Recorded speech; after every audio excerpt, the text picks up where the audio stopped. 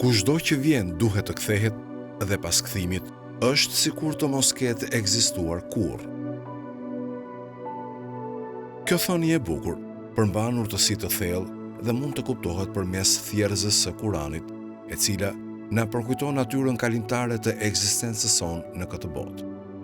Pavarësisht se sa të suksesshëm apo ndikim të kemi, të gjithë jemi të destinuar të kthehemi te Allahu. Ai thekson natyrën kalimtare të kërkimeve të kësaj bote dhe na inkurajon të përqendrohemi në jetën e përjetshme që do të vijë.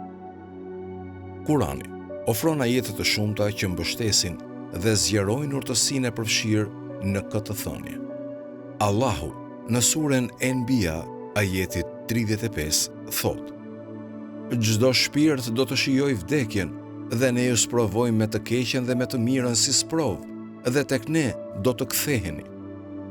Ky ajet pohon pashmangshmërinë e vdekjes dhe na kujton se përvojat tona të kësaj bote, pozitive dhe negative, janë prova nga Allahu. Ai përforcon idenë se destinacioni ynë përfundimtar është kthimi tek ai. Një ajet tjetër që plotëson këtë thënie gjendet në surën Kasas, ajeti 88. "Dhe mos lut zot tjetër përveç ti. Nuk ka zot tjetër përveç ti. Çdo gjë do të zhduket përveç fytyrës së ti. I ti është gjykimi dhe tek ai do të kthehemi." Ky ajet thekson rëndësinë e njohjes së njëshmërisë së Allahut dhe kotësisë së adhurimit të ndonjë gjëje apo dikujt tjetër përveç tij. Ajo thekson se çdo gjë në këtë botë do të humbas përveç pranisë së përjetshme të Allahut. Duke menduar mbi këtë thënie, ne mund të fitojmë një kuptim më të thellë të natyrës kalimtare të ekzistencës sonë të kësaj bote. Ajo shërben si një përkujtesë se koha jonë në këtë botë është e kufizuar dhe se fokusi ynë duhet të jetë në përgatitjen për jetën e përtejshme që do të vijë. Na inkurajon që të japim përparësi marrëdhënies sonë me Allahun dhe të kërkojmë kënaqësinë e tij mbi gjithçka tjetër.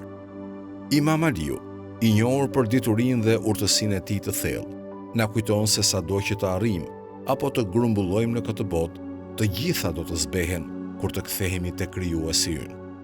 Kjo thënie na nxit të mendojmë për qëllimin e ekzistencës sonë dhe të përpiqemi për vepra që do të na sjellin dobi në botën tjetër. Si përfundim, thënia e Imam Aliut shërben si një përkujtesë e fuqishme e natyrës kalimtare të ekzistencës sonë të kësaj bote.